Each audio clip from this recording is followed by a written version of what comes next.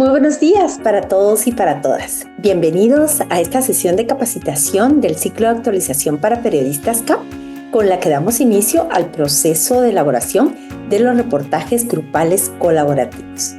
Esta experiencia de trabajar de manera conjunta en un reportaje a profundidad no solamente es un espacio de mucho aprendizaje, sino también es una oportunidad muy valiosa de diálogo, intercambio y reflexión para quienes participamos de ciclos CAP.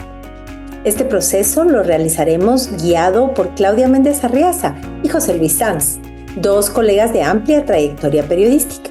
Ambos han acompañado a equipos de reporteros y reporteras en distintos medios y desde hace algunos años forman parte del equipo editorial del CAP. Arrancamos hoy entonces con una sesión dedicada a reflexionar acerca de nuestro ejercicio periodístico en la cobertura de temas de justicia, con un título muy provocador: ¿Cómo reportear el arte del asesinato político de nuestros días? Les quiero agradecer a Claudia y a José Luis sumar sus saberes y talentos a esta experiencia colaborativa del CAP, que estoy segura que junto a este grupo de talentosos periodistas, como son ustedes, van a conformar un resultado excelente y de gran calidad sobre las temáticas CAP en nuestros 4 reportajes colaborativos. José Luis, Claudia, muy bienvenidos y adelante con la sesión. Gracias, Marielos, y hola a todas y a todos. Comienzo con una petición. La tecnología nos permite estar en contacto a pesar de la distancia. Yo estoy en Washington. Claudia, que de hecho no solo compartimos la tarea de edición, o vamos a compartir la tarea de edición, sino que es, yo creo que la principal protagonista del taller de hoy, se nos va a incorporar en unos minutos porque está terminando una fase de su programa de radio con Criterio, pero quiero empezar pidiéndoos que pongáis vuestras cámaras. Vamos a ver, ¿por qué un título tan ambicioso, desde luego, ¿no? y tan provocador? Porque pensamos que uno de los elementos centrales que queremos incorporar al trabajo este año en los ciclos, pero que debe estar presente en general en toda aproximación a un género con tantas posibilidades, tan ambicioso a veces como el reportaje, sobre todo cuando hablamos del reportaje colaborativo, es cuál es su aspiración real, hasta dónde queremos llevar el reporteo, hasta dónde queremos llevar el aspecto formal y el factor de revelación que debe tener cualquier pieza periodística informativa, pero sobre todo qué queremos que signifique nuestro reportaje en el contexto actual y en el gran relato.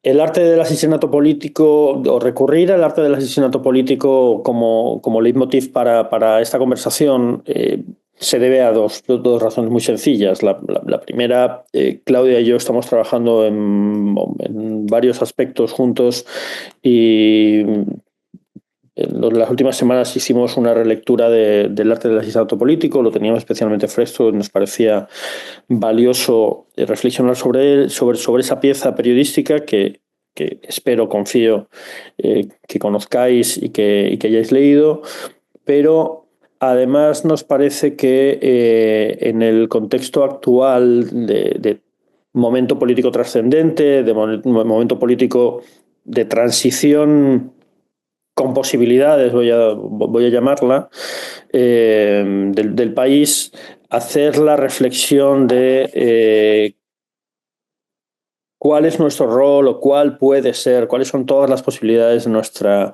ambición periodística aplicada a eso, a un contexto concreto y a una transición específica, nos conecta con el papel que esta pieza, un libro de no ficción, pero también otras piezas periodísticas pudieron tener hace 30 años, ¿no? Y en ese sentido, de nuevo, queremos sobre todo que, aparte de trabajar aspectos técnicos y de ejecutar, aprovechando toda la experiencia acumulada que hay en esta sala y en los equipos de trabajo que vamos a tener, aprovechar todo eso para hacer el mejor reporte posible, que aprovechemos también para repensarnos y para revisar hasta qué punto estamos en términos de enfoque editorial, en términos de mirada editorial, aspirando a todo lo que podemos aspirar y aportando todo lo que podemos aportar.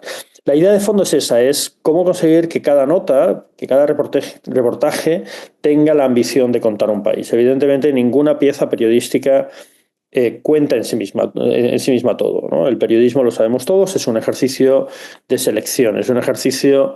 Yo bromeaba con una amiga que trabaja en radio, y aquellos que trabajáis en formatos breves lo sabéis, bromeábamos diciendo que su gran talento es todo lo que deja fuera.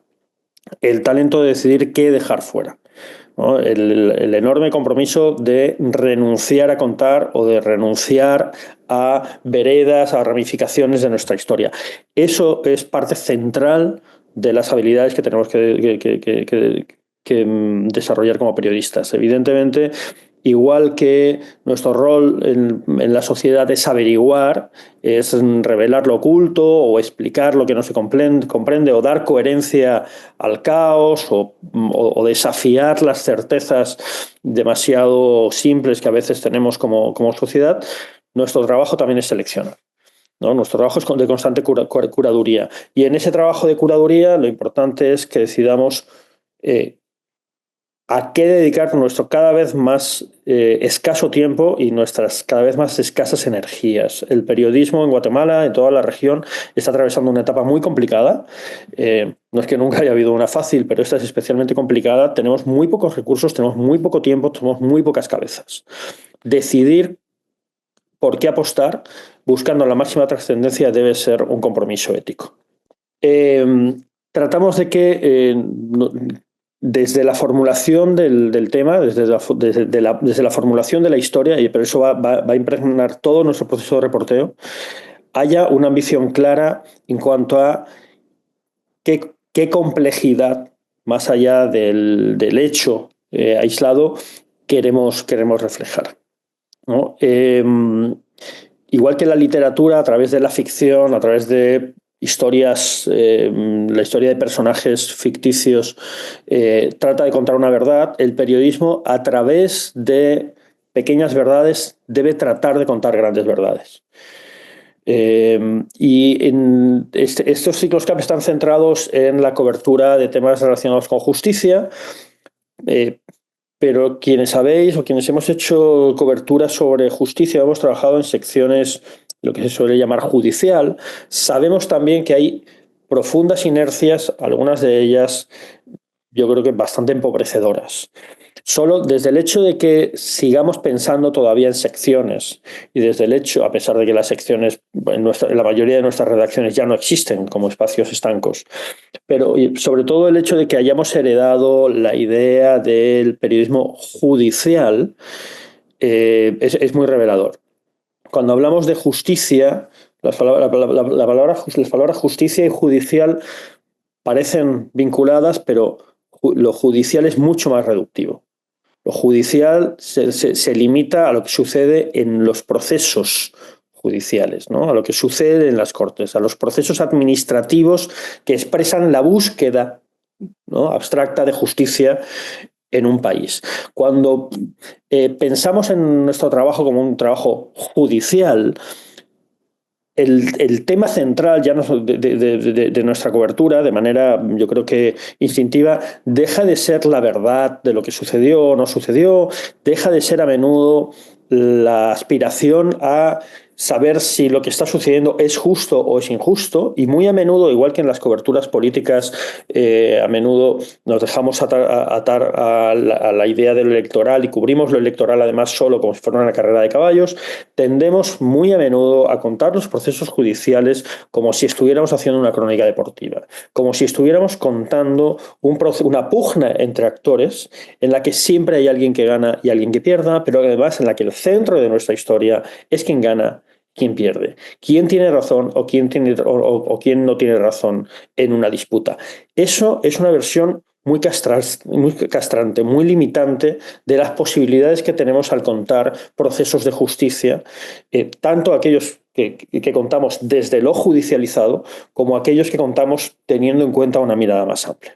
Cuando contamos un proceso judicial o un proceso de selección de jueces o nos abocamos a hablar sobre un personaje en específico, sea un acusado, sea alguien que ya está condenado, sea alguien que imparte justicia, sea un fiscal o una fiscal, sea una persona exiliada, es decir, por hablar solo de algunos de los personajes en los que ahora mismo se puede encarnar la situación de la justicia en Guatemala, tenemos que entender que lo que nos importa no es solo la historia de esa persona, sino hasta qué punto la historia de esa persona sirve para contar lo que está sucediendo en el país. Igual que en un caso no nos interesa solo por el caso en sí, sino que nos interesa en la medida en la que refleja la realidad del país, los procesos políticos y sociales del país, los procesos de justicia o injusticia en el país y los procesos en los que a través de los juzgados se trata de revertir la injusticia o se trata de dar una dosis de justicia a la injusticia. Porque entendamos una cosa, la justicia no sucede solo en los juzgados. La justicia se subvierte o se respeta cuando se vulneran los derechos de alguien más, ¿no? Entonces, desde esa lógica, cuando elegimos el tema, y es algo que en grupos os vamos a pedir que hagamos durante los próximos 10 días para el día 24, que vamos a tener un encuentro en Guatemala, tener ya identificados cuáles son los temas que queremos tratar en cada uno de nuestro grupo, va a ser muy importante que en las propuestas, en la discusión de propuestas, en la búsqueda de posibles temas, nos imaginemos hasta qué punto ese tema o esa historia refleja el país, refleja algo que consideramos valioso. Tener muy claro, no solo que una historia sea importante, sino por qué es importante, ser capaces de verbalizar qué concreto de todo lo que sucede y toda esa trama de realidades que es un país, qué en concreto refleja o queremos que refleje para saber dónde colocar el centro de gravedad de nuestro reporteo. ¿Por qué ahora? No olvidar que el tiempo es relevante, y el tiempo es relevante no solo porque contemos actualidad, sino porque a veces lo más actual puede ser una historia del pasado si entendemos por qué en este momento se debe reflexionar sobre esa historia. Es muy habitual, y lo sabemos todos y todas, el discurso de que hay que dejar las cosas como están, el discurso de perdón y olvido, el discurso de que la justicia tiene que ver con las personas del presente o con los sucesos del presente, y en ese sentido la memoria, los crímenes de guerra, los crímenes de lesa humanidad, los crímenes del pasado no son relevantes o deberían ser menos prioritarios. Yo creo que en general el periodismo guatemalteco, y imagino que la mayoría de los que estamos acá pensamos que eso es radicalmente falso, y que de hecho la historia y la búsqueda de justicia histórica es central en la construcción de la justicia presente y futura, porque hay un continuo, pero en cualquier caso tenemos que tener claro por qué en un momento determinado, por qué en una hora queremos dedicar tiempo a un caso o a una circunstancia o a un proceso relacionado con la justicia que puede estar muy anclado en el presente y sucediendo en tiempo real. El año pasado, en los ciclos CAP, nos enfrentamos al desafío con uno de los grupos de hacer una reconstrucción del proceso de elección de Cortes. Fue una decisión claramente muy arriesgada y probablemente equivocada, porque nos obligó a estar revisando nuestro enfoque durante todo el proceso de reporteo, porque querer convertir en un reportaje escrito una cobertura que en realidad era casi de tiempo real. Probablemente fue un error, pero en cualquier caso, tanto cuando hablamos de algo que está atado al presente como algo que tiene la raíz en un pasado más lejano, tener claro por qué ahora, por qué esta historia es importante ahora, o qué otras historias podrían ser igual o más importantes ahora. De nuevo, para priorizar, para ser más ambiciosos. La ambición no es solo contar la historia más compleja o más difícil o más reveladora. La ambición es también aspirar a tener el impacto mayor con la historia que decidimos contar. Y en ese sentido, en este equipo, en este grupo, vamos a tener 4 balas. Es decir, vamos a tener que decidir a dónde disparamos. Tenemos vamos a hacer 4 grupos, vamos a hacer 4 historias de aquí a septiembre, y es muy importante que que tengamos muy claro por qué esta y no otra historia. Que estemos enamorados no solo del proceso que vamos a contar, de la historia que vamos a contar, sino del valor que creemos que esa historia tiene en el hoy. Eso va a ser clave para que nuestro reporteo sea tan ambicioso como nuestra idea. Y, de nuevo, qué vigencia o qué trascendencia tendrá nuestra publicación, ¿no? Conectada con ese ahora. ¿Qué vigencia entendida como hasta qué punto esta historia seguirá teniendo un valor dentro de unos meses o dentro de unos años?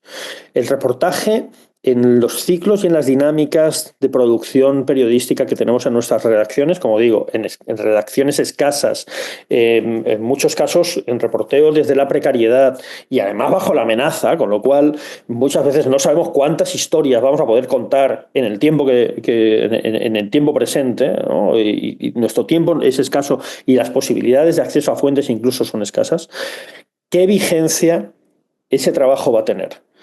Para, en mi opinión, evidentemente esto es discutible y se puede discutir sobre propuestas concretas, tratar de que el enorme trabajo que vamos a hacer, caduque lo más tarde posible, o aunque caduque en ciertos aspectos, tenga todavía un valor con el paso del tiempo.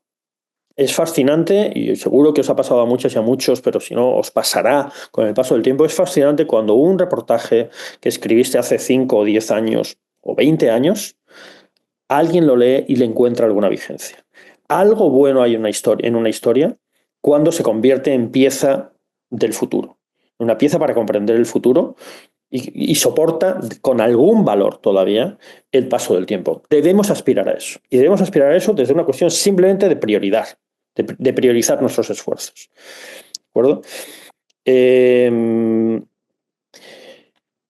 Importante, eso se ha impregnado en lo que estoy diciendo, que entendamos que nuestro relato, o sea, toda nota, toda historia periodística, al fin y al cabo es un relato, aunque la pirámide invertida no deja de ser una forma de relato, aunque sea la más básica.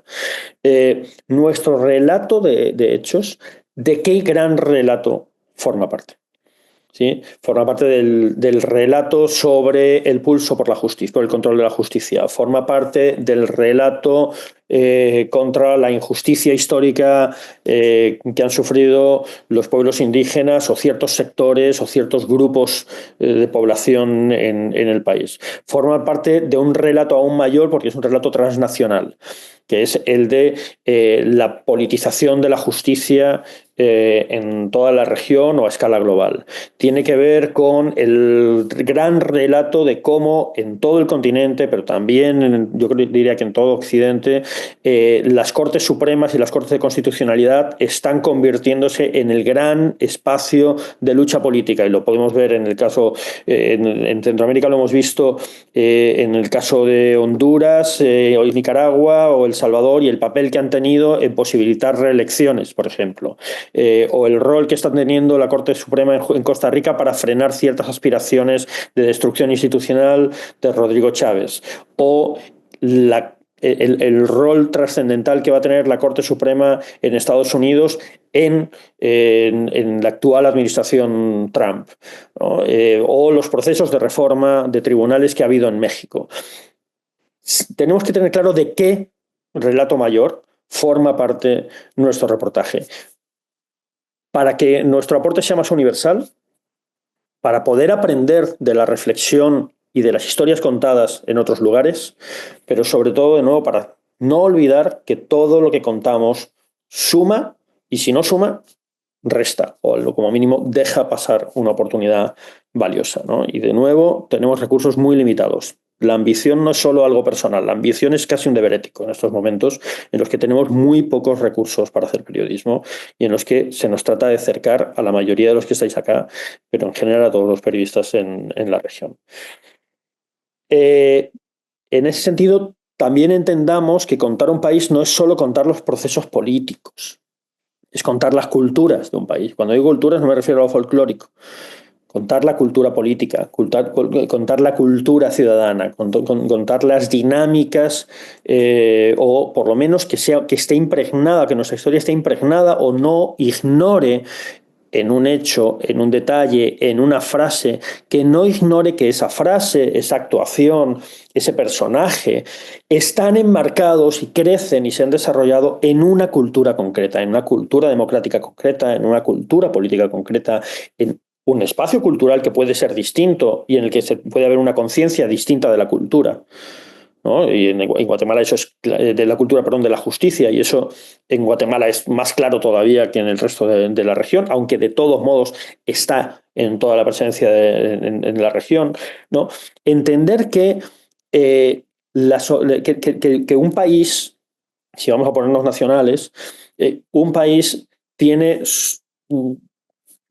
modos, tiene formas, tiene tradiciones. Y esas tradiciones todas se anudan, todas forman parte del bordado de los personajes y de las acciones a las que asistimos. La cultura de impunidad se expresa en la manera de actuar de ciertos actores. Y si la simplificamos, si ignoramos eso o si no lo incorporamos al relato, aunque sea en unos párrafos o en algún detalle, en una escena, ¿no? Tal vez con un antecedente, si ignoramos eso, estamos convirtiendo nuestros relatos en simplificaciones muy caricaturescas, un poco infantiles, de buenos y malos. Cuando las acciones que podríamos considerar, vamos a hacer la simplificación de maldad, ¿no? O de vileza, forman parte siempre también de un contexto cultural y de una tradición, ¿no? Si vamos a hablar de los corruptos o de corrupción, los corruptos no nacen en la nada, nacen en una cultura de corrupción, en una cultura de impunidad. No todos los corruptos son iguales, además, ¿no? Es decir, los hay que son advenedizos, los hay que son nuevos, los hay que tuvieron un giro en su personalidad.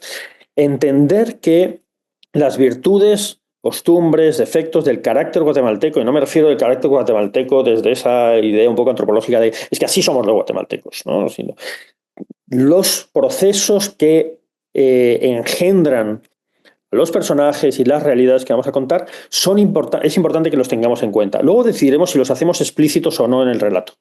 Pero es muy importante que los tengamos en cuenta. Porque si no, normalmente es imposible entender y vamos a una escandalización muy sencilla, muy simple, de por qué ciertos actores actúan como actúan, ¿no? Y estamos caricaturizando, no estamos explicando, ¿no? La gente no se explica por qué hay gente corrupta, ¿no? O no se explica cómo puede haber un juez justo tampoco. Porque si todo el sistema de justicia es corrupto, no tiene sentido un juez justo, ¿no? O no tiene sentido una diputada honesta. Es incomprensible, es casi inaceptable, porque no entendemos las dinámicas, la complejidad de las dinámicas que engendran o permiten que la búsqueda por de la justicia se exprese en unas personas o en otras, ¿no? De nuevo, no simplificar es clave y entender, por lo menos ser conscientes de todos los matices que impregnan la historia que vamos a contar. Y lo último, no sé si visteis una de las últimas películas de Spielberg, los Fabelman, que es casi autobiográfica. La escena final, para los que la habéis visto o para los que sois aficionados al cine, me parece que es de lo mejor de la película. Un joven Spielberg, al que veis aquí en la imagen de la derecha, se cuela en los estudios, no sé si era la Metro, y se cuela en el despacho de John Ford, del mítico director de western John Ford, uno de los grandes directores de la historia del cine estadounidense. Ese John Ford además está encarnado, en este caso, por David Lynch, lo cual es ya un juego muy meta, ¿no? de Spielberg y un homenaje maravilloso, poner al extraordinario David Lynch a encarnar a John Ford.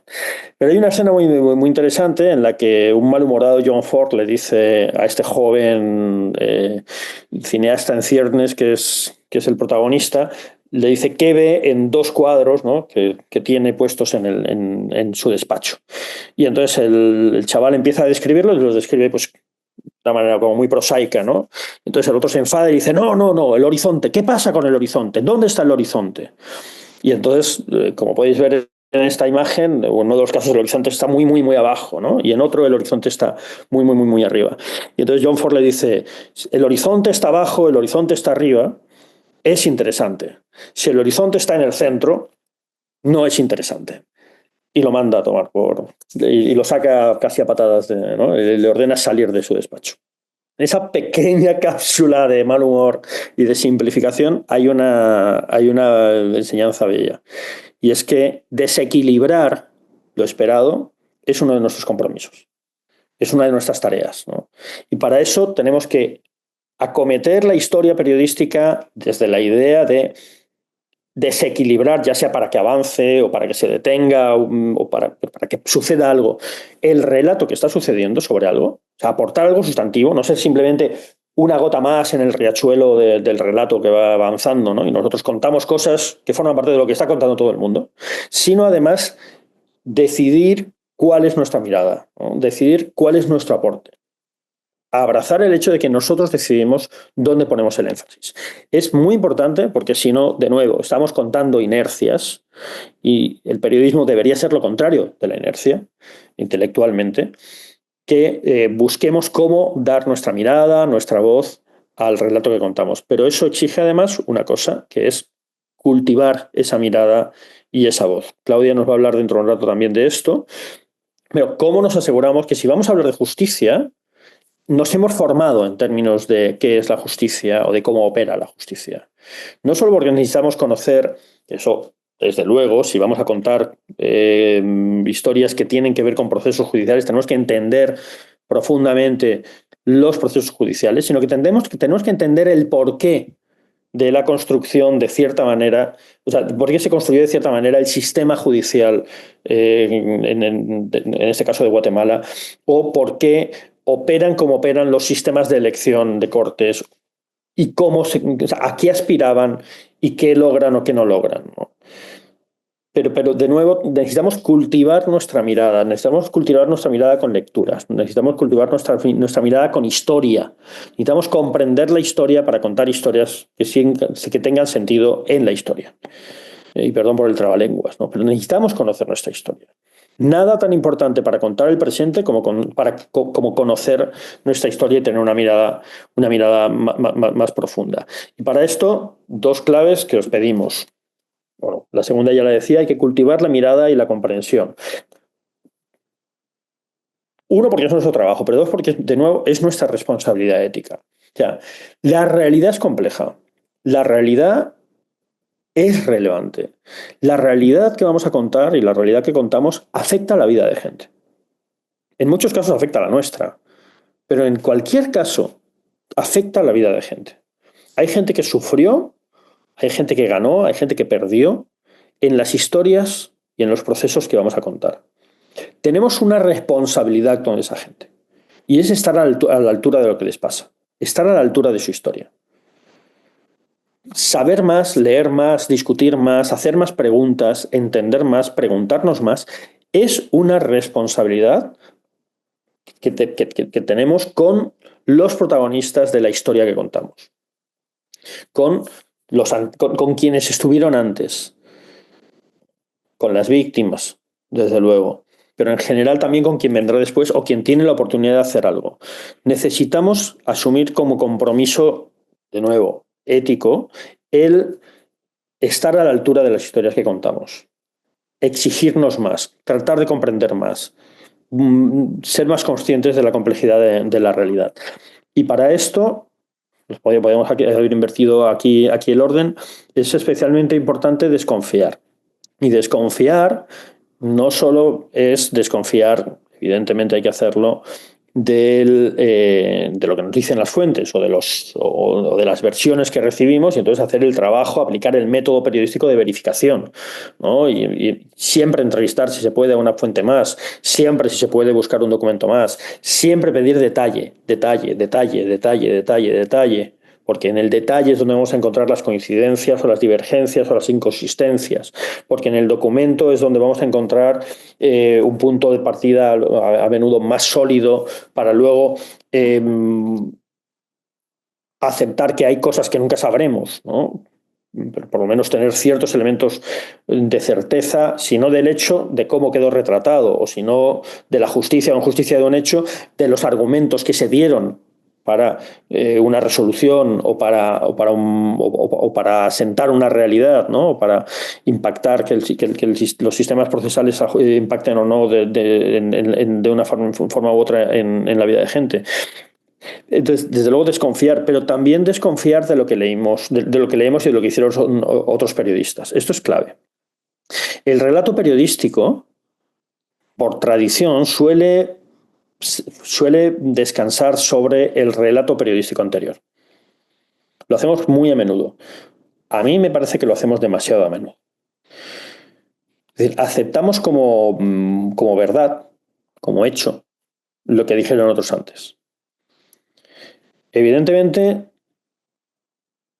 si lo encontramos de diferentes fuentes periodísticas, en diferentes notas, podemos asumir, ¿no?, en suficientes notas en medios o en personas o en periodistas que creemos que tienen credibilidad, podemos asumir que un hecho fue real si tenemos varias fuentes y de nuevo ha estado retratado en varios espacios. Pero tenemos que entender que no solo los hechos periodísticos o los hechos documentados por el periodismo antes hay que contrastarlos. Es que además el relato resultante hay que contrastarlo. Y entonces, en ese sentido, si vamos a hablar de genocidio, es importante, en la mayor medida posible, en algún momento habernos retrotraído a las fuentes primarias. Sea a los informes del REMI, o si se puede, evidentemente, a testimonios directos, a múltiples procesos judiciales en los que se habla de los hechos y que dan consistencia por redundancia, por coincidencia de múltiples fuentes y múltiples relatos a que ciertas cosas sucedió o no sucedió. No simplemente asumir el relato que hemos heredado. Hay demasiados, sobre todo en casos de extrema polarización, hay un interés muy fuerte por parte de actores en desacreditar el relato construido por el otro. En Guatemala, por ejemplo, si hablamos de crímenes durante el conflicto armado interno, crímenes durante la guerra, yo creo que está en general bastante, ya por suerte bastante asentado el relato de las violaciones de derechos humanos y de que el ejército fue el gran perpetrador de la mayoría de ellas y que hubo procesos de encubrimiento y que hubo alianzas político-económicas alrededor del relato ideológico de la represión y de esos crímenes, pero hay quien lo disputa. Para nosotros hacer nuestro trabajo, deberíamos no descansar simplemente en asumir que hay un mensaje verdadero, hay un relato verdadero y un relato falso. Es muy importante que nosotros mismos nutramos nuestra comprensión de la realidad, accediendo, porque todavía las tenemos, a fuentes primarias, documentando casos que todavía no se han documentado, hablando con protagonistas que a lo mejor ya dieron testimonio, pero acercándonos nosotros personalmente a ellos, teniendo nuestra propia experiencia de conocimiento de los antecedentes, porque muchos de los protagonistas de nuestra historia reciente están ahí todavía. Entonces, construir nuestra propia certeza de qué sucedió y descansar lo menos posible en el relato construido, porque el relato construido, incluso en aquellos casos en los que pensemos que es honesto, puede tener enormes defectos. Y porque además hay algo que me parece que es especialmente importante que hagamos los periodistas. Quienes habéis ido a talleres de periodismo de investigación o habéis trabajado con ciertos editores, sabréis ya que en una investigación hay que reportear contra la hipótesis. Es decir, tienes que agotar todas las posibilidades de fuentes, de escenarios, de datos que podrían tumbar aquello que tú crees que es cierto. Si reporteas a favor de tu hipótesis, siempre solo a favor de tu hipótesis, puedes encontrar puntos de apoyo para lo que querías decir y no darte cuenta de que hay otros elementos que desacreditan o tumban tu hipótesis. Es muy importante que tú pongas a prueba en tu reporteo tu hipótesis. Esto sucede también con las verdades absolutas y con el gran relato de lo que sucede en el país. Esto aplica a ejemplos como el que ponía de los crímenes de guerra, pero se aplica también a, por ejemplo, el relato sobre la corrupción. La idea de que ciertos actores son corruptos, tenemos que ponerla a prueba. Tenemos que buscar el mayor detalle posible que nos permita afirmar que alguien es corrupto o que nos permita entender cuál es su rol dentro de una estructura de corrupción. Porque no todos los actores tienen el mismo rol. A mí algo que me incomoda profundamente, porque me parece que son acciones debilitantes de nuestra dinámica periodística, es cuando todos llegamos al consenso de un término o de una idea y la usamos como comodín. Como por ejemplo, pacto de corruptos, ¿no? Cuando llegamos a algo que todos creemos que sabemos lo que significa, en lo que todos creemos estar de acuerdo, dejamos de buscar, dejamos de preguntarnos por matices, dejamos de buscar grietas en el relato, dejamos de encontrar las características o de buscar las características específicas de cada uno de los actores en una alianza política que puede ser temporal o permanente, o dejamos de preguntarnos cómo se agrieta, no cómo desaparece por arte de magia algo que sucede, que existe y va a seguir existiendo, sino dónde están las grietas, ¿no? Creo que ciertas verdades que aceptamos, ¿no?, en nuestro gran relato de la justicia o de la lucha por la justicia son un poco inhabilitantes, ¿no? Y es muy importante en ese sentido que también las revisemos y que en la construcción de nuestro relato, de nuestro reportaje, de nuestro reporteo, no descansemos en ellas, sino que encontremos nuestra propia manera de... Si es verdad que hay un pacto de corruptos, que me parece muy bien, no tengo duda, que encontremos nuestro propio relato que cuenta un pacto de corruptos. No que descansemos en la idea, sino que encontremos hechos, cuentas de ese collar, que retraten una de las expresiones, que no todas son iguales, de lo que otros llaman un pacto de corruptos. ¿Sí? Pero es muy importante que desafiemos y revisemos el relato en el que descansa nuestro reporteo, para no caer en automatismos. Como he puesto la directa, no sé si ya se nos ha incorporado Claudia. Está por ahí ya, ¿verdad? Buenos días a todos. Sí, claro, aquí te estoy escuchando desde las 7:30, así que muchas gracias por la comprensión. Buenos días a todos los reporteros y a las reporteras que están acá unidos a este taller. La verdad es que ya me eché un recorrido por la galería, ya vi quienes tienen encendida su cámara, ya vi los nombres de quienes la tienen apagada y un saludo muy especial, pero particularmente pues a todos los reporteros que desde los diferentes departamentos de Guatemala se están conectando. No es que tenga preferencias, pero es que la verdad es que uno se alegra cuando se da cuenta que está acompañado por el norte, sur, este y oeste de Guatemala. Y estaba asintiendo a lo que estabas diciendo, José Luis, porque de verdad que pacto de corruptos es una palabra que yo no utilizo cuando estoy en mi función, digamos, periodística.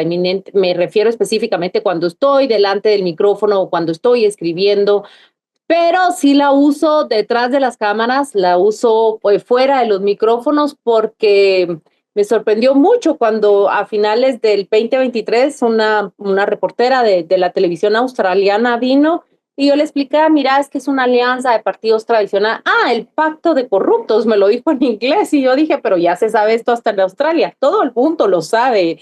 Y yo decía de cuán oportuno era el término para resumir qué era lo que estaba pasando acá. Pero a lo que decía José Luis, yo quisiera preguntarles a todos ustedes, ¿qué capacidad hemos desarrollado? ¿Cuántas fuentes hemos desarrollado en el famoso pacto de corruptos?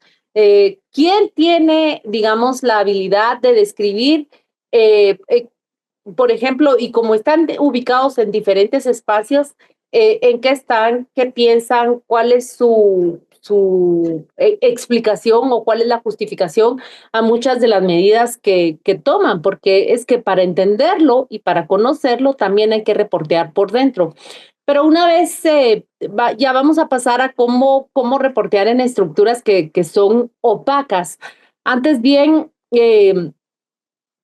diseñamos esta clase para que se compartiera mucho de la experiencia que tuve reporteando pues el arte del asesinato político y lo primero que estábamos haciendo énfasis y como ya José Luis lo expuso en estos minutos previos es un caso no es una historia aislada, sino se está dando dentro de un contexto.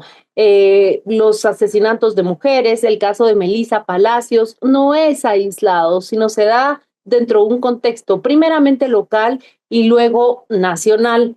Hay aquí un par de recomendaciones que seguramente ustedes las han escuchado muchísimo, pero no por repetirlas pierden valor. Y esto tiene que ver con mi experiencia personal.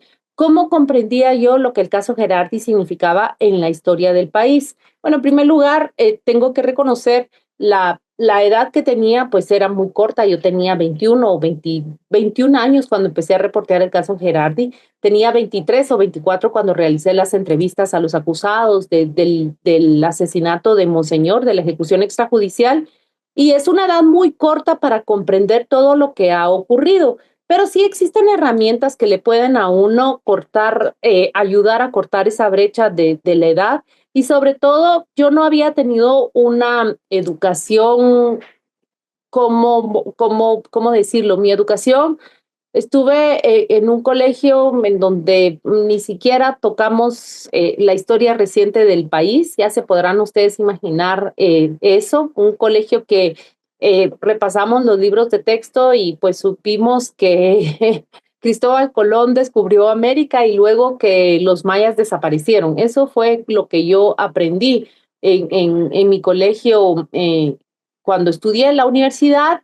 Tuvo sí una revisión, pero fue superficial y me pregunto, porque recuerdo con mucho aprecio a un par de catedráticos que eran tan formales y tan entregados, me pregunto por qué habrá sido tan superficial el repaso de lo que estaba ocurriendo en el país.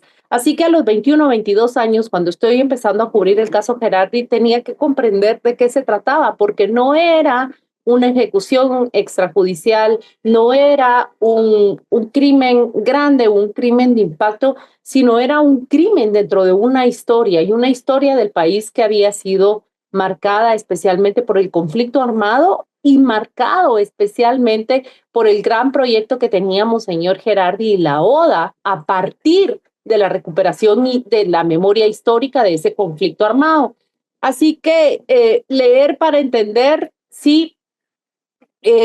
Yo empecé leyendo el Remi, me recuerdo muy bien que estaban los 4 folletos y que es el impacto del terror, el segundo, lo que más me sorprendió. Y yo me sumergía en esas lecturas y empezaba a revisarlo. Por supuesto, el CEH vino después. Y no voy a mentir y decir, miren, yo me leí los 4 tomos y entonces yo ya dominaba. No, leí los tomos a conciencia, me parece que es el 1 y el 2 los que leo completos, el 4 es una recopilación de nombres, pero aquí funciona mucho lo que nosotros hacemos y cada vez que leo esas laminías que salen en el Instagram o que salen en el Twitter de los consejos de Warren Buffett para los inversionistas de hoy, encontré uno que me gustó mucho y que digo, sin querer queriendo o queriendo, debiéramos aplicarlos. A veces no podemos leer todo. ¿Quién va a poder leer el CH todo si está reporteando y nuestros trabajos son muy demandantes?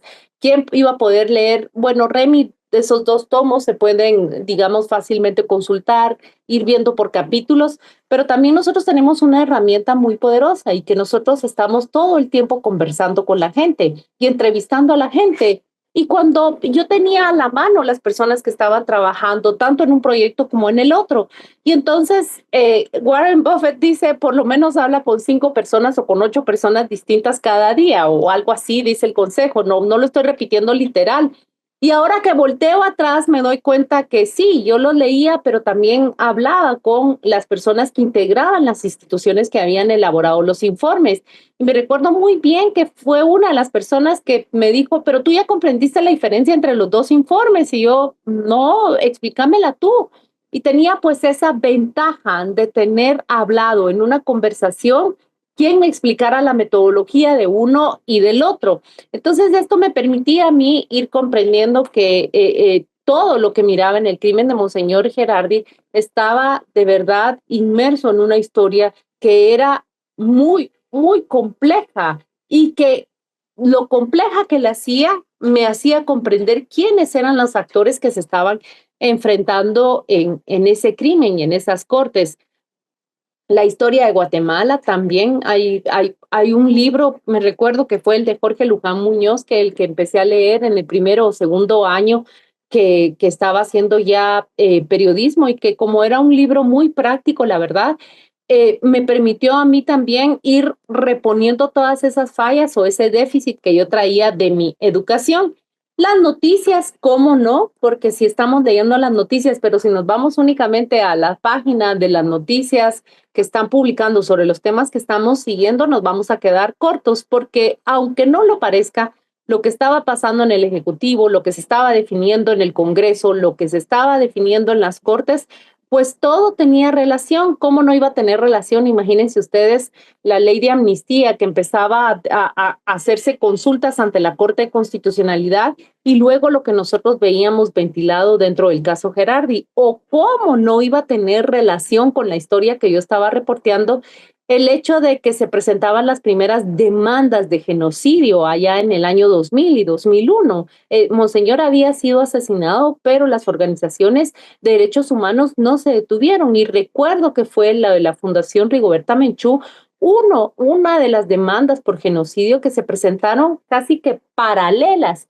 Y quienes cubren aquí justicia en la capital saben que a uno le puede quedar la historia de Monseñor Gerardi en el juzgado segundo, y en el juzgado cuarto teníamos la demanda por genocidio. Entonces solo era cambiarme de juzgado para ir a ver qué era lo que estaba pasando y comprender que todo estaba relacionado, que había muchas similitudes en los casos, y aunque eran distintos jueces y juzgados diferentes, era una misma historia. Era el conflicto armado, era la impunidad con la que se quedaron los hechos, y sobre todo el esfuerzo por preguntarnos a nosotros como país, como nación y como generación, qué estábamos dispuestos a dar por bueno en una guerra, y que estábamos dispuestos y decididos a sancionar y decir, esto no se permite, a pesar del enfrentamiento que tuvimos. Desarrollar esta capacidad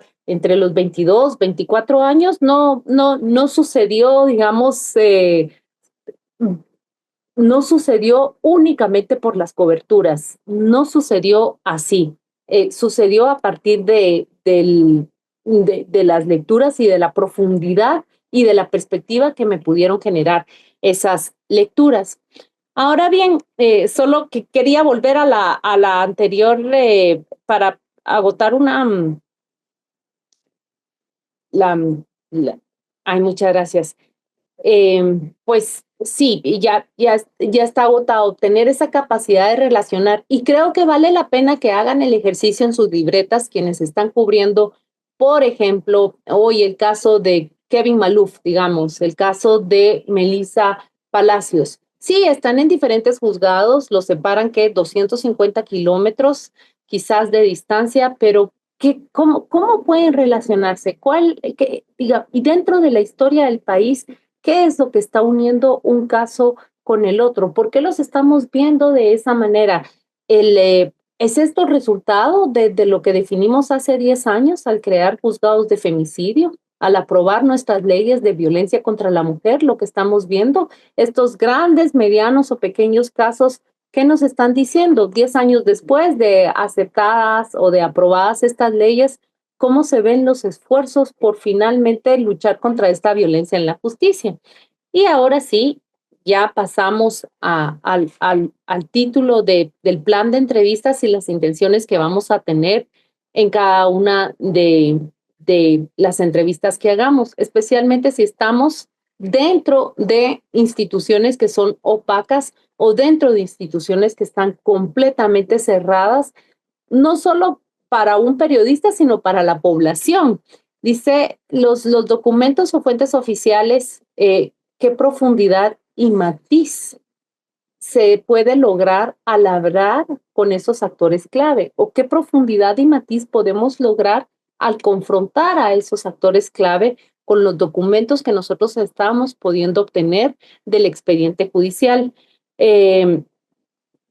todas estas personas que fueron entrevistadas para la cobertura del caso Gerardi, comentábamos y le decía yo a José Luis, es que una entrevista publicada, en realidad, si ahora hago lectura forense de una sola entrevista, oculta más de 10, más de 15 entrevistas detrás de ella. Y ahí en las entrevistas se pueden ver que hay acceso a determinado testimonio, que hay acceso a determinada resolución, y entonces es desarrollar la capacidad de hacer conversar no solo al entrevistado conmigo, que soy la reportera, sino hacer conversar a ese entrevistado con lo que su proceso está diciendo.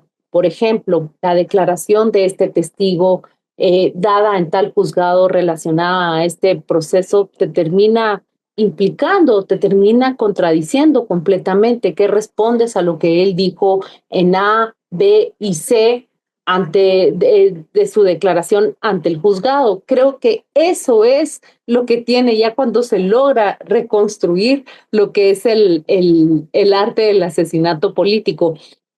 Siguiente, por favor. Vamos a hablar de cómo se pueden cultivar las fuentes personales, incluso dentro de las instituciones opacas. Y estoy segura que por el perfil de los reporteros que hay acá, no voy a revelar nada nuevo, pero tal vez al revelar parte de la experiencia personal, eso puede conectarse con lo que ustedes mismos están viviendo. No hablar con alguien como Lima Oliva no era fácil, no era simple. Bueno, primero se encontraba preso, conocerlo, ¿quién podría conocerlo? Pero de lo que sí me di cuenta es que existían actores alrededor de él, principalmente de ejército, pero también de organizaciones de derechos humanos que ya lo conocían. Y antes del caso Gerardi había un proceso, el caso Sasron Pitch, en donde él también había tenido cierta exposición o bastante exposición pública, y sobre todo lo que habían cubierto los periodistas de ese caso Sasron Pitch, lo que reflejaba era la relación que podía tener con Álvaro Arzú y con el Poder Ejecutivo en ese momento. Era su guardia personal, y lo que había pasado en el caso Sasron Pitch de alguna manera decía: he aquí un protegido nada más y nada menos que por el presidente del país. ¿Cómo reconstruir esa historia? Bueno, estaban los antecedentes, ¿verdad?, de un proceso que ya tenía anterior. Aparte de ese proceso anterior, estaban las coberturas de prensa, y José Luis hace bien en decir cómo nos quedamos nosotros con las coberturas de prensa pasada y si nos conformamos con esa lectura. Quizás todos sabemos acá que nuestras publicaciones no siempre tienen el 100% del agrado de todas las partes, y buscar a las personas que se agradaron con la publicación, que la encontraron útil y que la encontraron muy funcional, pero también con aquellos que del otro lado no estaban tan satisfechos con la cobertura de un proceso. Obviamente la parte perdedora o la parte que resulta condenada o sancionada nunca va a estar satisfecha, pero en esa insatisfacción hay información, y creo que lo más importante es liberarnos del prejuicio, porque aunque no, no estuviera diciendo que a Sasron Pitch no se le mató, quizás ciertas fragilidades de la acusación o ciertas omisiones eran importantes para entender mucho más. El, el, las entrevistas de este proceso tienen una virtud también, y fue una virtud que fue citada por la parte querellante adhesiva, y era la capacidad de identificar quiénes eran las redes, cómo era la estructura que estaba trabajando en el Estado Mayor Presidencial.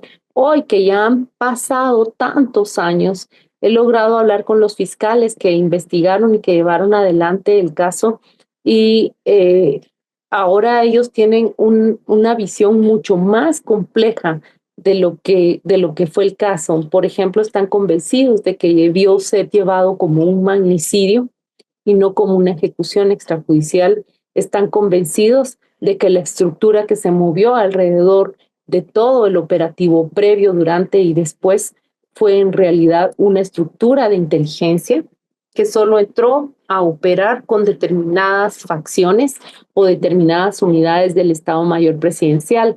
Y sin embargo, la cobertura, la investigación de aquel entonces permitía ya hablar de cuáles eran los grupos que estaban a cargo. ¿Cómo se logra? Y creo que aquí hago énfasis en, en, en un dicho que repito mucho acá con criterio. Para reportear al Estado hay que conocer cómo funciona el Estado. Para reportear al juzgado de mayor impacto B, hay que entender cómo funcionan los juzgados de mayor impacto.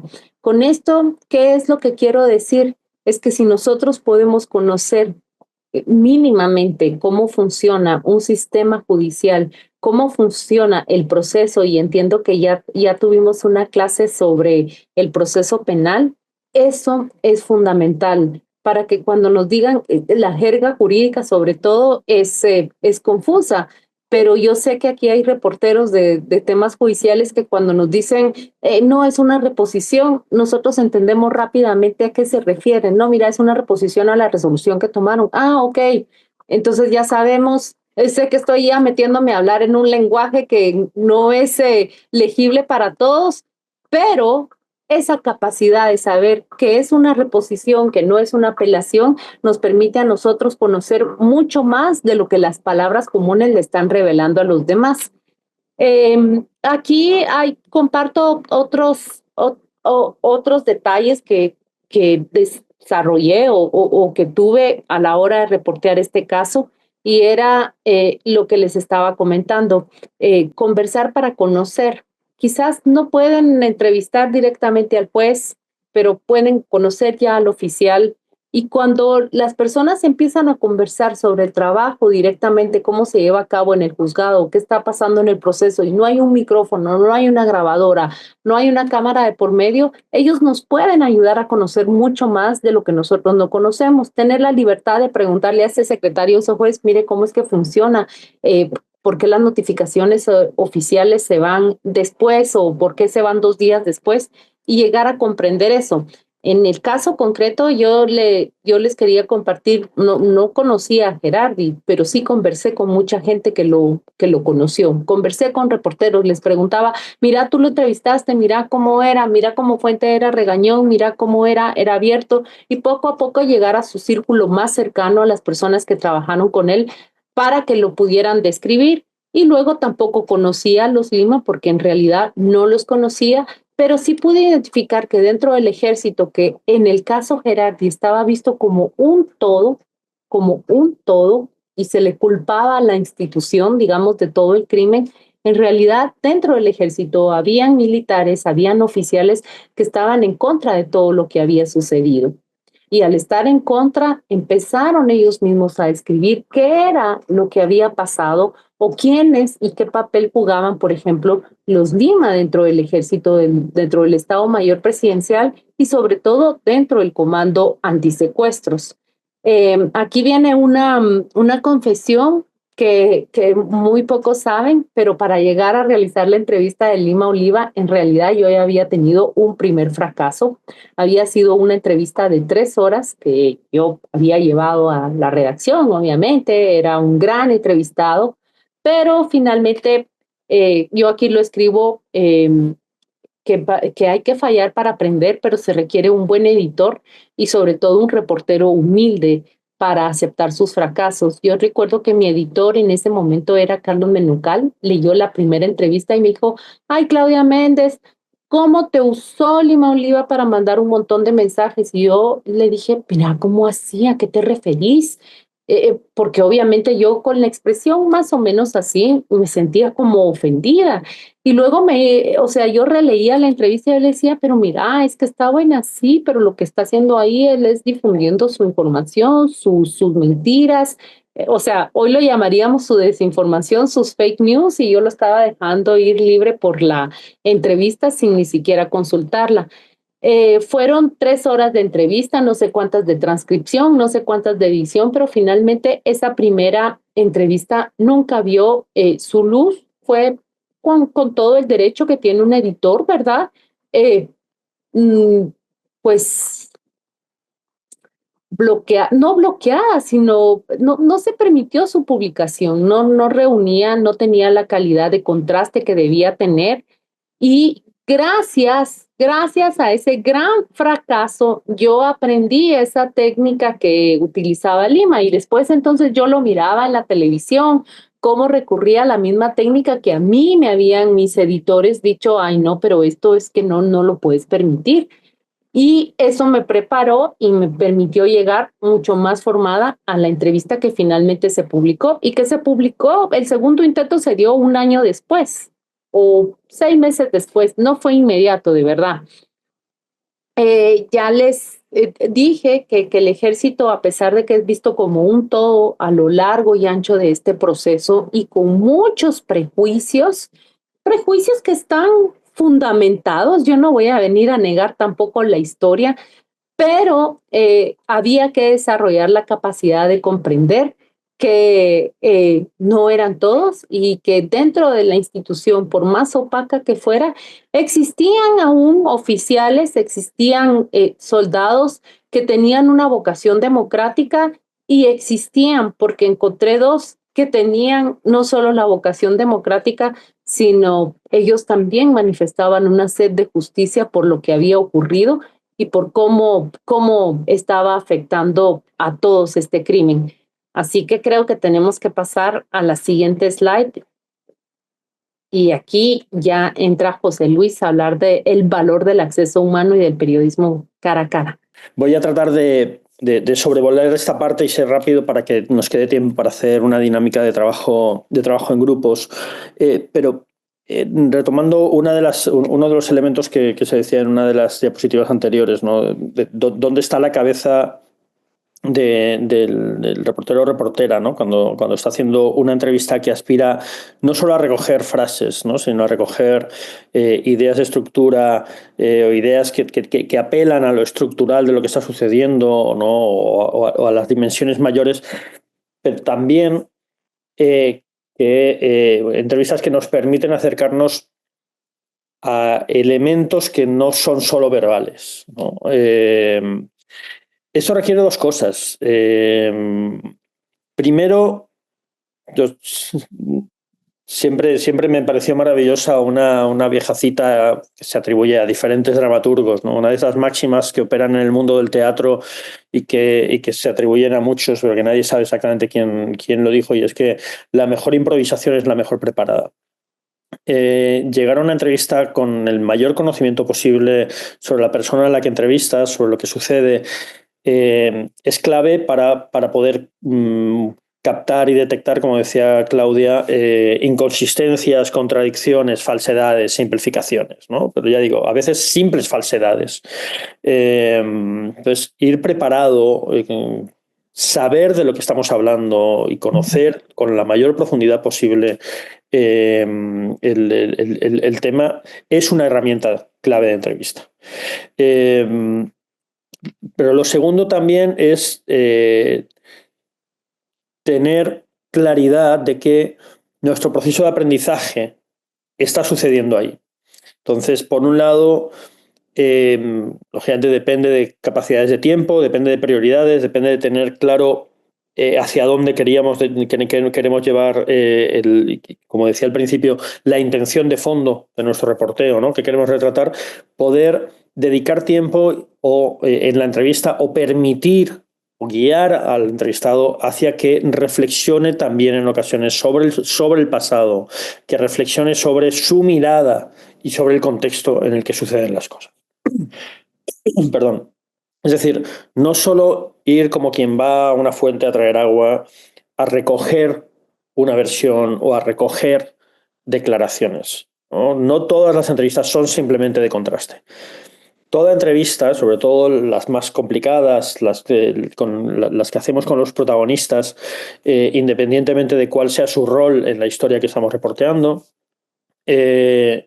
tienen la posibilidad de revelarnos la mirada de esos personajes o cómo esos personajes se comprenden a sí mismos o comprenden esos grandes procesos que aspiramos a narrar, ¿no? Entonces, en ese sentido, preguntar vamos a hablar de alguien que ya no está, ¿no? Ya murió, pero a un Lima sobre la impunidad puede revelarnos su mirada sobre la impunidad.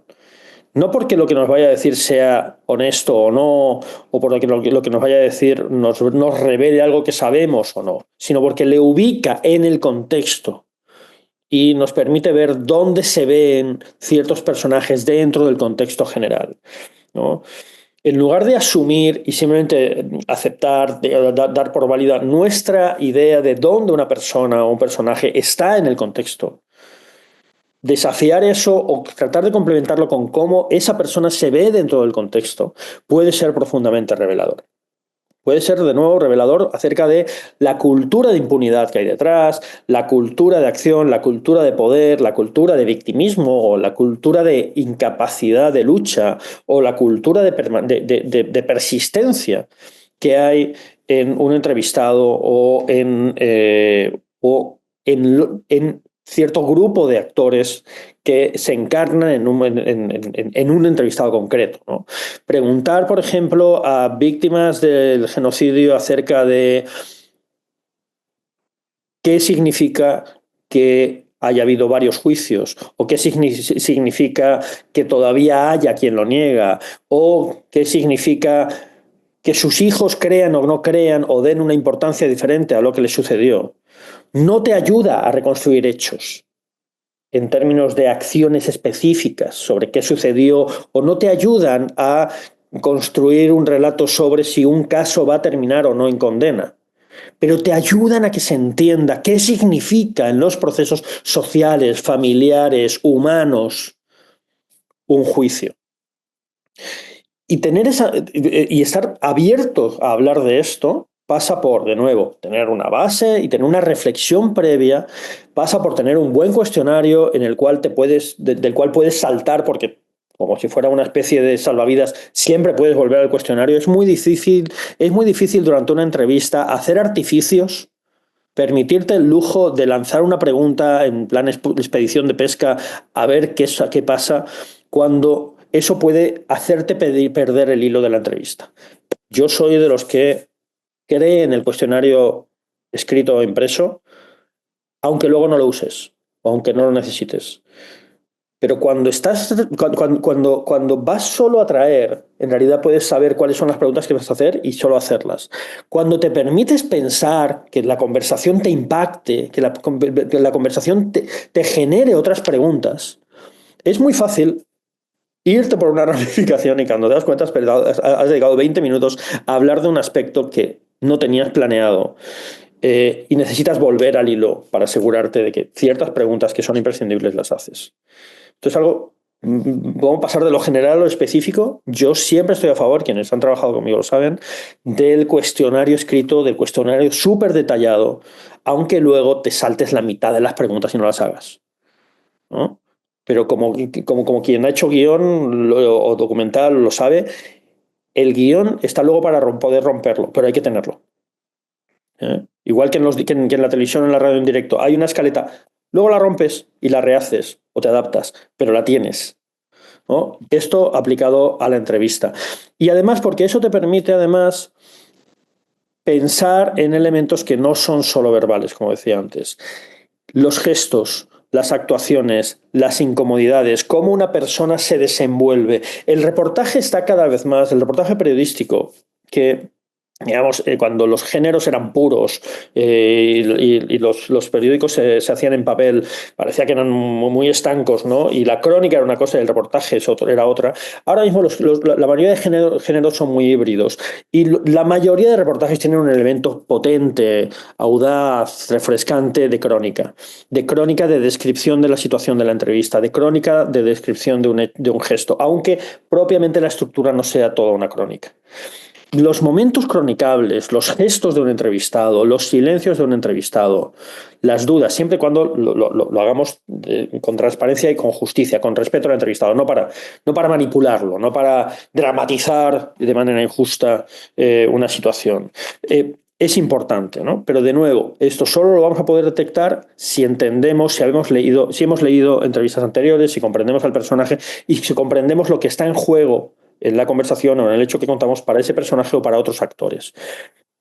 De nuevo, el cine, el bueno, el feo y el malo. O sea, tener la capacidad para captar una mirada, para hacer un primer plano. Yo en eso siempre soy también, creo que nuestra cultura es toda ya audiovisual y es cinematográfica cuando escribimos. La manera de escribir es cada vez más cinematográfica. Pero eso, que entendamos la posibilidad de hacer un primerísimo primer plano, ¿no? O de detallar un gesto que puede redondear, completar o explicar lo que no está dicho, ¿no?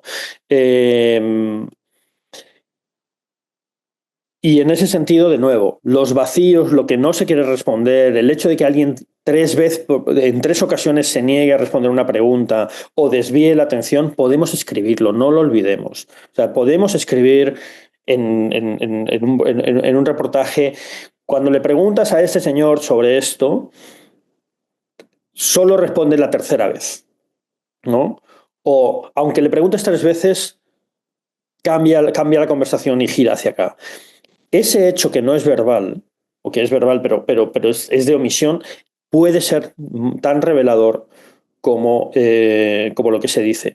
Y esto es especialmente importante, de nuevo, como lo decíamos al principio, cuando lo que queremos retratar va más allá de las acciones calculadas en el teatro o en el escenario del pulso judicial o del pulso por el poder. Cuando lo que queremos es retratar fenómenos y procesos culturales, sociales, políticos, la autocensura, el miedo, la duda, el cálculo político, ¿no? Es mucho más interesante retratar, cuando conocemos bien a un político, retratar y explicar que está haciendo un cálculo político que simplemente ser, como decía Claudia, ¿no?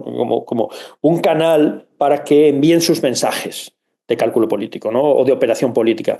El valor periodístico de decir, dice esto, pero lo dice por esto, y es evidente que lo dice por esto, porque su rol es este y porque para lo que está operando es esto, cambia con respecto al simple hecho de volcar una frase de manera aséptica. Y para terminar, el tema de generar confianza en fuentes judiciales o políticas sin comprometer la independencia, pero esto también vinculándolo a algo que me voy a saltar y lo voy a decir ya, que es cuando entrevistamos a personajes que tienen especial poder. Me salto esto y ahora volvemos a lo que tienes que decir tú, Claudia. Personajes que tienen especial poder sobre nosotros o sobre el ecosistema, ¿no? Entrevistar a un Lima o entrevistar a un diabólico líder de la Mara Salvatrucha. Es fascinante en estas 2 fotografías de Pau Coll cómo las posiciones y las actitudes pueden ser muy homologables. Y estamos hablando en este caso de 2 fotografías de 2 personas que están en la cárcel, pero que saben que tienen poder y que no pierden poder por estar en la cárcel, y que son actores políticos y sociales desde la cárcel o a pesar de la aparente derrota, porque de nuevo, los procesos judiciales sobreviven a un proceso judicial, los procesos políticos y sociales sobreviven a un proceso, y de justicia sobreviven a un proceso judicial. Decía que fijarnos en el detalle, respecto a la independencia, reivindicar nuestra posición en la entrevista, sabiendo qué es lo que buscamos, puede ser importantísimo, sobre todo si utilizamos la poderosa herramienta de la transparencia. Dejar claro al actor al que entrevistamos, uno, que somos periodistas, que podemos pensar que es obvio, pero no lo es. Para mucha gente, sobre todo en espacios corruptos, todo el mundo parece que es un actor y todo el mundo tiene una agenda oculta. Dejar claro cuál es tu agenda y cuál es tu intención, si es que consideras que es una herramienta positiva para establecer confianza, puede ser lícito. Llegar a decir, mire, yo vengo porque estoy haciendo un reportaje sobre esto. Y usted es probablemente el malo de la película en esta historia, pero quiero escuchar su versión. Puede generar confianza y respeto, pero además preserva la distancia. Hay algo que a menudo es peligroso, sobre todo en ciertos procesos, y es que la gente piense que eres lo que no eres. Y que luego entonces te considere parte de su juego político, criminal o de relatos. Ser transparente en qué haces, ¿En qué buscas? Yo recuerdo entrevistas en las que con pandilleros les decíamos, con otros compañeros, cuando empezábamos a entrevistarles, tanto en El Salvador como en Honduras o Guatemala, llegábamos y les decíamos, y dedicábamos el tiempo al principio a decirles, yo no soy ni policía ni juez, con lo cual no me importa si eres culpable o inocente, yo no estoy acá para juzgarte. Yo no soy un sacerdote para declararte tampoco inocente o escuchar tus penas, pero tampoco soy tu amigo ni soy tu abogado defensor. Yo vengo acá a que me ayudes a entender cosas. Ese es mi trabajo. Mi trabajo es entender y explicar. Yo no te condeno ni te juzgo. No es mi trabajo, sobre todo cuando es alguien que ya está en la cárcel. O sea, tener claro qué estás buscando en una entrevista. Estás buscando información, no ser una extensión de la conciencia moral de la sociedad o una extensión del sistema de justicia o una extensión de la lucha contra la impunidad. Nuestra manera de luchar contra la impunidad es transparentar cómo opera. A no ser que estemos en una labor de investigación en la que queremos es, evidentemente, revelar un caso de corrupción.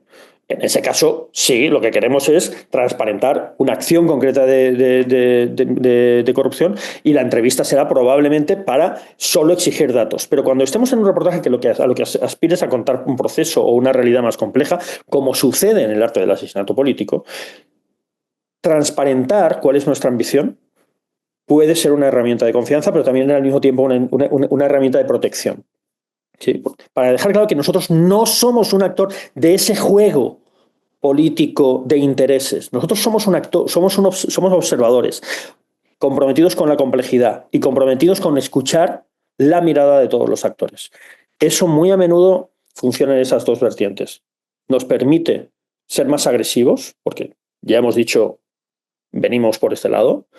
Nos permite además preservar no solo nuestra independencia, sino nuestra seguridad, en el sentido de que los actores con los que hablamos saben exactamente que no estamos manipulándolos, que claramente lo que vamos es a buscar un relato y que no tenemos una agenda oculta. Sí, gracias. Antes de pasar a la dinámica en relación a todo esto que viene diciendo José Luis, pues preparaba yo decir, cuando él dice, la entrevista no se improvisa, vas con una libreta, vas con un guión preparado, pero eso no es un corset que te aprieta y entonces tú ya no puedes respirar libremente por lo que está pasando ahí. Muchas veces yo pensaba en que hay preguntas obvias que se pueden descubrir en esas entrevistas que tenemos, pero no por parecer obvias dejé de hacerlas y sí estaban desde el principio en su guión, porque, por ejemplo, el, en los juicios o en todo lo que hay delante de nosotros puede parecer muy repetitivo o demasiado simple o como nos decimos nosotros, hay que obvio esto, pero ¿por qué no dejar que sea el actor? ¿Por qué no dejar que sea el personaje? ¿Por qué no dejar que sea el acusado o la víctima quien responda a esa pregunta? Y muchas veces la pregunta puede parecer un riesgo hacerla por esa obviedad, pero igual se puede plantear. Al final nuestro trabajo va a ser sometido a una edición y creo que también este es un pensamiento que tenemos que tener presente. Cuánto de la edición representa ventaja para nosotros y desventaja para el que fue entrevistado, ¿ya? Porque muchas veces es como, ay, voy a omitir esto, que lo había dicho, pero tal y es una ventaja para mí. Pero, ¿y qué tal con todo lo que estuvo diciendo el entrevistado? No hay una respuesta para esto, no hay una fórmula, pero el simple hecho de que tú como reportero te lo estés preguntando te va a llevar a equilibrar y te va a llevar a generar una dinámica más transparente y más justa también para tu entrevistado. José y yo acabamos de leer en otro curso el libro de Janet Malcolm, que es el periodista y el asesino, y la verdad es que se trata de una reflexión muy profunda sobre el papel que nosotros los periodistas jugamos a la hora de ir a entrevistar. Y en este caso se trata de acusados en un proceso de asesinato y lo que la persona creía, las palabras que el periodista dio y al final cómo se revirtió. Se llegó incluso a un juicio de imprenta por ese hecho. ¿Qué hay en algunas de las entrevistas? Compartimos la de Mendizábal. y en esa entrevista hay un momento que es demasiado incómodo para él. José decía mezclar los géneros, manifestar, digamos, la incomodidad que estamos viendo, pero incluso tener la libertad de decirle al entrevistado, me parece que mi pregunta te está poniendo incómodo, ¿por qué te coloca en esa incomodidad? Y que el entrevistado te pueda responder. Ese es un momento en esa entrevista de Mendizábal, cuando hablamos del famoso cargamento de armas que es confiscado y que se identifica así. Él está incómodo notoriamente. Él dice, yo no estaba preparado para esta pregunta, Claudia. Entonces, en esa entrevista se da, incluso yo apago la grabadora y le digo, pues yo la hice porque, digamos, esto yo le digo, ¿por qué no está preparado? Es que nadie me lo había preguntado. Bueno, pero esta es una ocasión en la que lo voy a preguntar. Esto está constatado en tales y tales papeles, en tales y tales documentos, y él dice, bueno, continuemos, ¿verdad? Pero incluso toma su momento para decir, y esta pregunta de dónde surgió, ¿verdad? Y quizás fue un momento para prepararse para la respuesta, yo no lo sé, pero su incomodidad, yo incluso también la planteé dentro de la entrevista, y sé muy bien que como reporteros todos hemos vivido momentos así, donde vemos que nuestro entrevistado no está del todo cómodo ni satisfecho con que estemos tocando esos temas, víctimas y agresores. Muchas gracias a mis colegas Claudia Méndez Arreaza y José Luis Sanz por esta excelente capacitación del día de hoy, con la que comenzamos el proceso de elaboración de los reportajes colaborativos del CAP sobre temas de justicia y lucha contra la impunidad.